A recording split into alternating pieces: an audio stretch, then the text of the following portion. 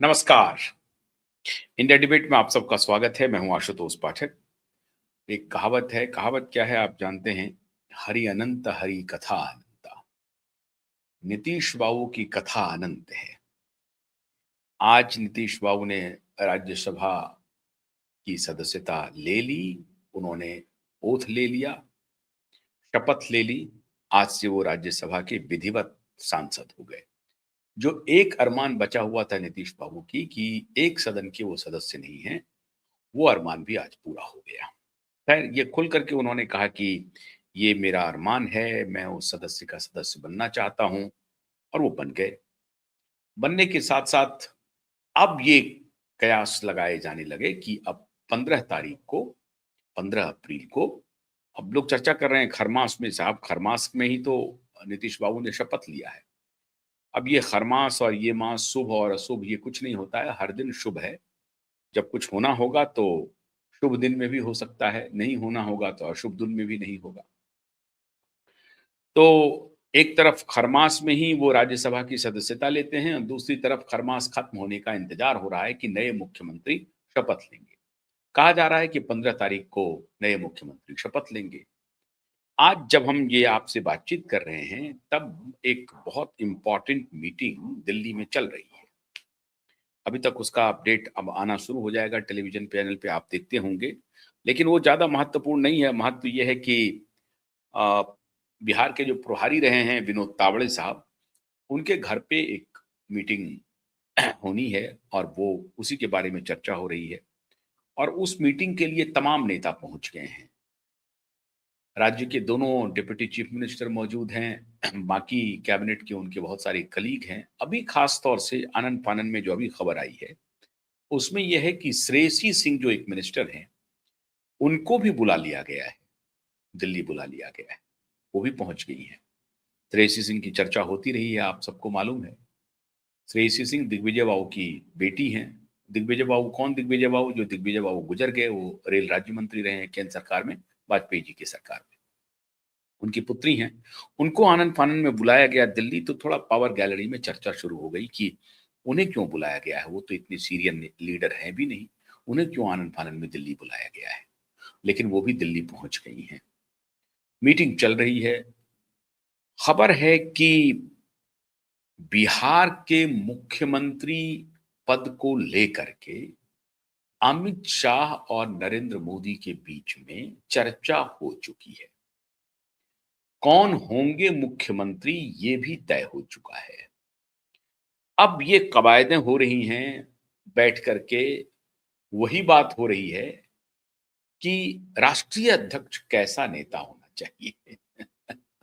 याद कीजिए, कहा कि नहीं नहीं, दोनों नेताओं ने बड़ी सहमति बनाई है, लोगों से पूछताछ की हुई है। ऐसा नहीं है कि बीजेपी पार्लियामेंट्री बोर्ड ने तय कर लिया, ऐसा नहीं हुआ है।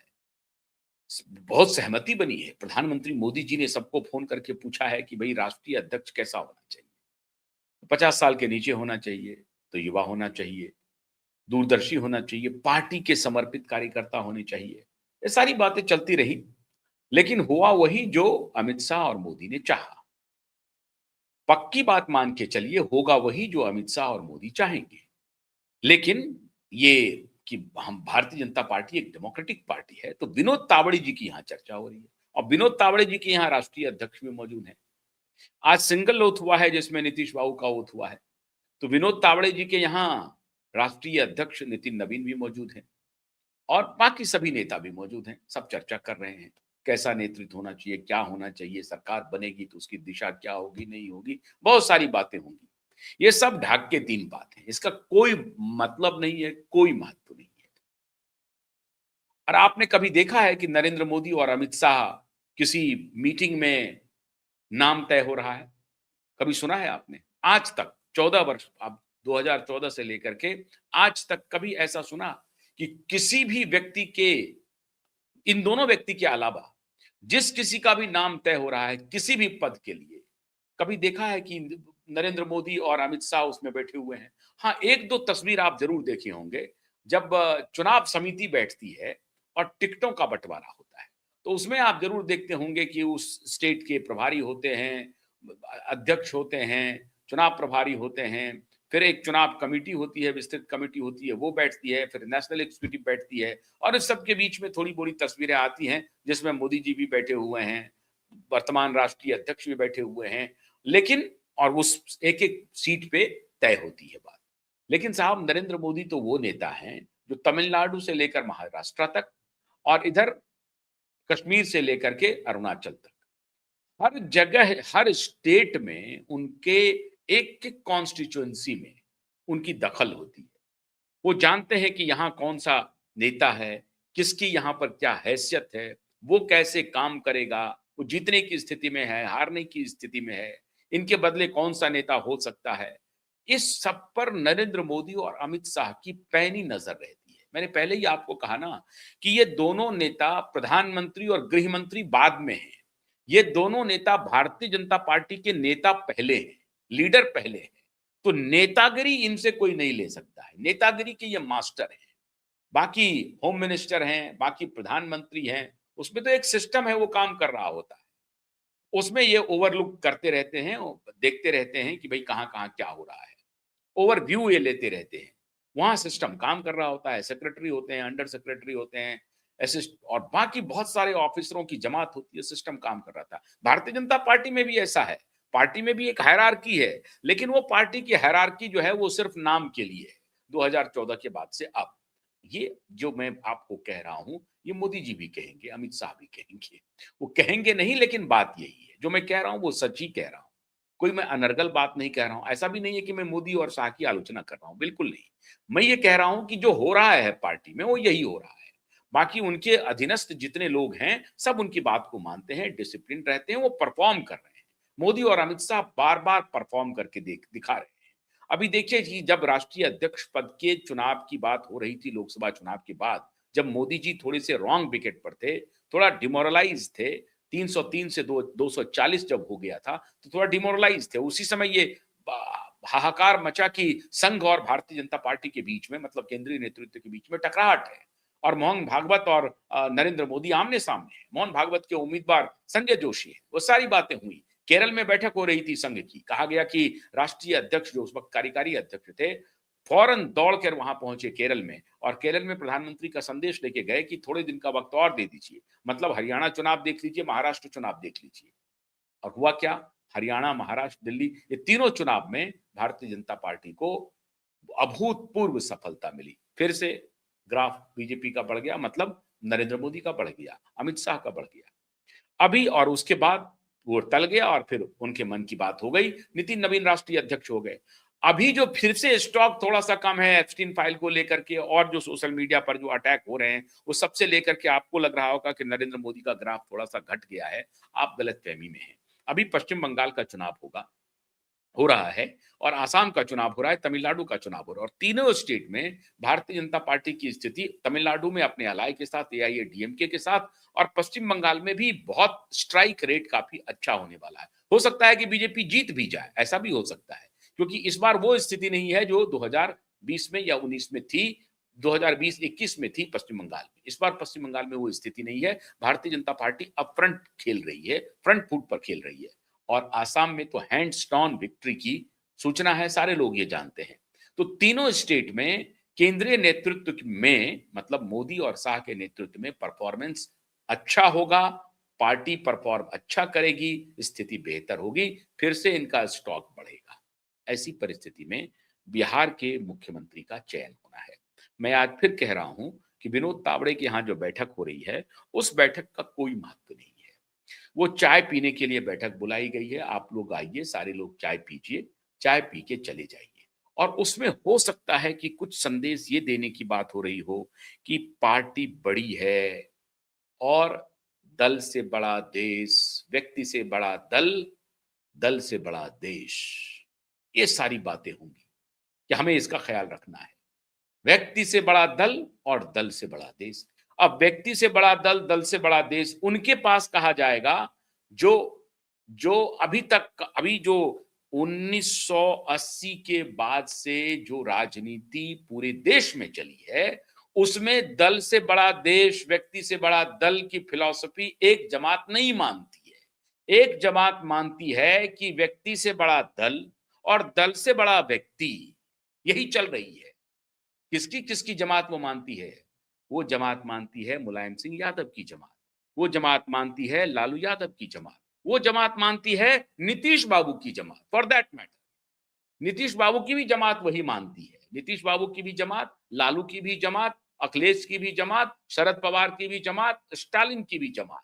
ये जो जमात है, ये जमात कहती है कि नहीं, देश से बड़ा दल है और दल से बड़ा व्यक्ति है, मतलब हम बड़े हैं। हमसे ही दल है और उस दल से ही देश है। लेकिन भारतीय जनता पार्टी की गंगा उल्टी बहती है। ये कहती है कि नहीं, व्यक्ति से बड़ा दल है और दल से बड़ा देश है।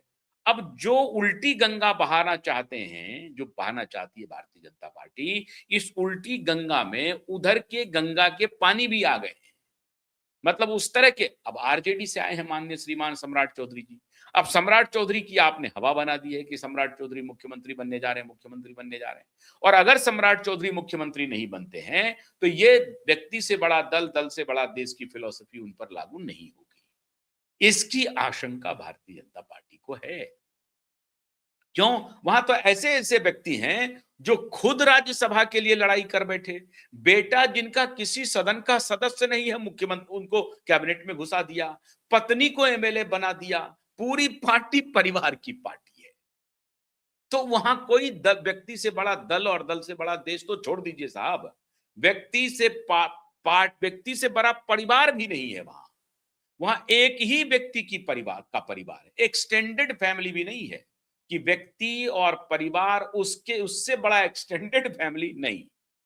एक्सटेंडेड फैमिली, दल, देश, सबके आगे व्यक्तिगत परिवार, व्यक्ति और व्यक्तिगत परिवार।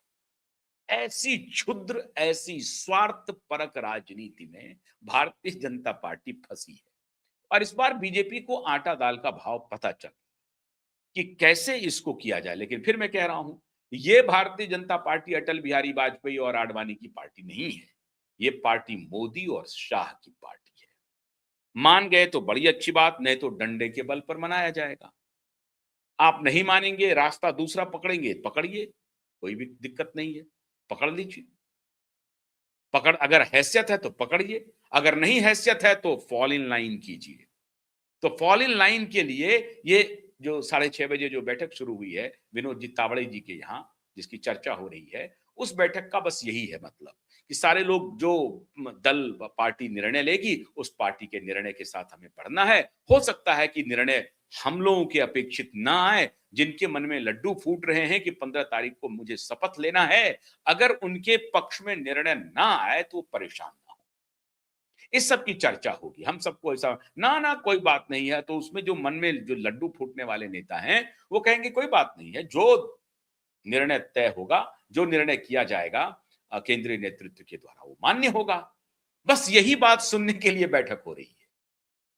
बस इसी बात को सुनने के लिए ये बैठक किया जा रहा है कि आइए सब लोग बैठिए, चाय पानी कीजिए, बैठिए, सुनिए, देखिए, निर्णय होगा। केंद्रीय नेतृत्व ने हमें बहुत कुछ दिया है, उसी नेतृत्व के बल पर हम लोग आगे बढ़ रहे हैं, आज 89 पर पहुंचे हैं। तो केंद्रीय नेतृत्व ने हमें दिया है और अभी बिहार को सजारना है, संवारना है, पार्टी बढ़ेगी तभी हम लोग बढ़ सकते हैं। ये सारी अच्छी-अच्छी बातें। और अच्छी बात कहने के लिए कुछ लोग होंगे जिनको कहा गया होगा कि ये अच्छी बातों की शुरुआत कर देना। हो सकता है विनोद तावड़े जी कहें कि भैया ये आप ये कह देना, शुरुआत कर देना, तो विनोद तावड़े जी शुरुआत कर देंगे, या नितिन नवीन जी शुरुआत कर देंगे कि देखिए हमारी क्या हैसियत थी, हम कहाँ थे, हमको पार्टी ने कितना बड़ा पद दे दिया। ऐसे पार्टी जो है कार्यकर्ताओं की पार्टी है, छोटे छोटे कार्यकर्ताओं से ये पार्टी बनी है। तो अभी बहुत ही दार्शनिक बातें मीटिंग में होंगी और नितिन नवीन जी इस दार्शनिक बात को आगे बढ़ाएंगे। और इस दार्शनिक बातों के पीछे का तथ्य एक ही है कि अमित शाह जी और मोदी जी जो फैसला लेंगे, उसको, उस फैसले को ये दार्शनिक मुअम्मा चढ़ाया जाएगा। हालांकि मैं फिर कह रहा हूं कि इस बार नरेंद्र मोदी और अमित शाह बिहार के मामले में जो निर्णय लेंगे वो राजस्थान जैसा शायद नहीं होगा। अगर ऐसा हो गया तो समझिए कि मिट्टी पलीद है बिहार में, क्योंकि बिहार का जनमानस वो है नहीं। मैंने पहले भी कहा है, आपको नीतीश कुमार का रेप्लिका देना पड़ेगा। अगर नीतीश कुमार का रेप्लिका आप दे नहीं पाते तो बहुत मुश्किल होगी। अगर आप स्थापित जो अभी लीडर हैं, जिसका नाम आपने चला दिया है सम्राट चौधरी का, अगर आप सम्राट चौधरी को नहीं देते हैं और नित्यानंद राय को भी नहीं देते। हालांकि इस मीटिंग में नित्यानंद राय भी मौजूद है। नित्यानंद राय को भी नहीं देते हैं, सम्राट चौधरी को भी नहीं देते हैं, और फिर किसी ऐसे ही भजनलाल शर्मा जैसे कैरेक्टर को ले आते हैं जिसका अपना कोई कैरिश्मा नहीं है। तो फिर आप परेशानी में पड़ जाएंगे, क्योंकि वो राजस्थान नहीं है, बिहार बिल्कुल दूसरा स्टेट है। आपको ऐसे व्यक्ति को लाना पड़ेगा जो अननोन तो हो, लेकिन उसका खुद का भी करिश्मा हो, उसके पास खुद का भी व्यक्तित्व हो, कम से कम वो पढ़ा लिखा व्यक्ति हो, सौम्य सुशील हो। आप नितिन नवीन आपने राष्ट्रीय अध्यक्ष के लिए चुना, किसी ने विरोध नहीं किया। बहुत ही संगठन के व्यक्ति हैं, समर्पित व्यक्ति हैं, और खानदानी संघी रहे हैं, संघ से उनका जुड़ाव रहा है। तो एक प्रकार से प्रतिबद्ध कार्यकर्ता है वो। आपने उनका जब चयन किया तो किसी ने विरोध नहीं किया। मृदुभाषी हैं, पढ़े लिखे भी उतने तो नहीं हैं, खैर ड्रॉप आउट हैं ये, लेकिन खैर वो अलग विषय है। लेकिन मृदुभाषी हैं, विनम्र हैं, विचारवान व्यक्ति हैं, संगठन के व्यक्ति हैं, तो सबने पसंद किया। अगर इस तरह का कोई व्यक्तित्व आप वहां लाते हैं तो बात तो बनेगी। अगर नहीं लाते हैं तो सिर्फ फुटौवल शुरू होगा। बिहार में फिर गुटबाजी होगी, और उस गुटबाजी को संभालना मुश्किल होगा। और ये शंका नीतीश बाबू के भी मन में है कि अगर भारतीय जनता पार्टी कोई कैरिस्मेटिक नेतृत्व नहीं देता है तो ये गठबंधन संभल नहीं पाएगा। हालांकि नीतीश बाबू के मन में है कि कोई कमजोर मुख्यमंत्री आ जाए, यही बहाना बनेगा कि भाई हमने तो मौका दिया, हमने तो कुर्सी छोड़ दी, हमने तो कहा कि आप चलाइए, लेकिन आप अगर ठीक से अपना उम्मीदवार नहीं चुन सकते हैं जो आपकी पार्टी को आगे बढ़ाए, भ्रष्टाचार हो रहा है, लॉ एंड ऑर्डर खराब है, तो इसी स्थिति में क्या होगी। ये मौका नीतीश बाबू को अगर मिलेगा तो नीतीश बाबू ऐसा करने से पीछे नहीं हटेंगे, ये ध्यान रख लीजिए। ये जेडीयू भी ताक में बैठी हुई है।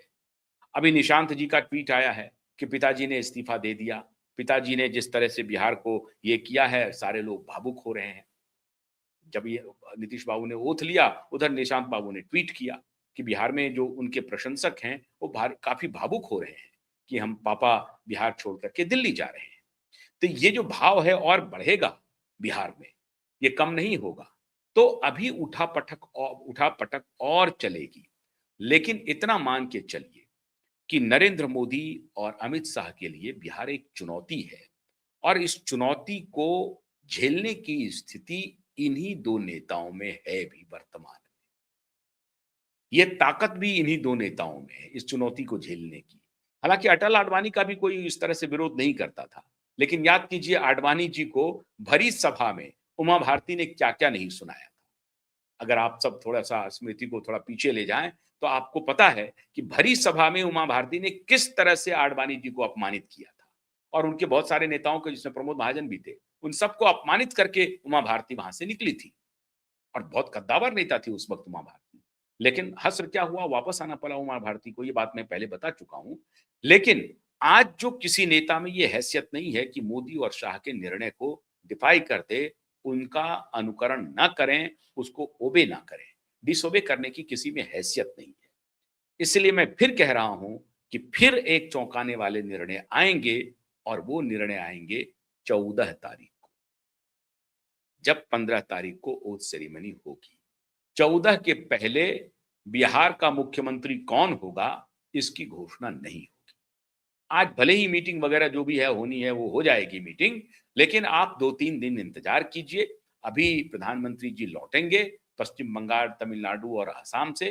पहले पेज की वोटिंग हो चुकी है, अभी लौटेंगे, और उसके बाद आज जो मीटिंग हुई है, आज इस मीटिंग का ब्रीफ उनके पास पहुंचेगा। उनके स्पाई वहां पर मौजूद रहते हैं, फौरन उनको ब्रीफ पहुंच जाएगा कि किसका क्या रुख है, क्या सोच रहा है। खास तौर से सम्राट चौधरी के बारे में वो सोच रहे होंगे, नित्यानंद राय के भी बारे में सोच रहे होंगे कि दोनों के मन में क्या चल रहा है, सार्वजनिक रूप से क्या, किस तरह का इनका व्यवहार है, सब कुछ वो देखेंगे। और उस देखने के बाद अमित शाह और मोदी तय करेंगे 14 तारीख के पहले मुख्यमंत्री के नाम की घोषणा। मेरा जो हंच कह रहा है, मेरा जो अपना असेसमेंट है, वो ये कह रहा है कि अभी और 3-4 दिन का वक्त लगेगा बिहार के मुख्यमंत्री के नाम की घोषणा होने में। हाँ, 15 तारीख की जो बात हो रही है कि 15 तारीख को नए मुख्यमंत्री शपथ ले लेंगे, उसकी संभावना अधिक है। लेकिन आज का आज फैसला हो जाएगा, ऐसा मुझे लगता नहीं है।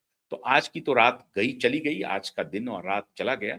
11, 12, 13 3 दिन है, और 14 तारीख को किसी भी वक्त हो सकता है कि बिहार के मुख्यमंत्री के नाम की घोषणा हो जाए, या ये हो जाए कि भाई विधायक दल वहां तय करेंगे और विधायक दल की बैठक होगी और विधायक दल में नाम आएगा, प्रस्तावित होगा। एक पर्यवेक्षक, केंद्रीय पर्यवेक्षक वहां पर रहेंगे। उनकी उपस्थिति में विधायक दल को तब तक ये सूचना मिल जाएगी कि कौन मुख्यमंत्री होगा। पर्यवेक्षक जाकर के ये सारा तामझाम तैयार कर देंगे और फिर सारे विधायक दल, उनके नाम जो भी होगा, नाम एक प्रस्ताव होगा, विधायक दल अपने पार्टी के नेता के रूप में उन्हें स्वीकार करेंगे और फिर जेडीयू को सूचना दे दी जाएगी और 15 तारीख को ओथ सेरेमनी होगी। अभी तक की यही बात है, तो इंतजार कीजिए। नमस्कार।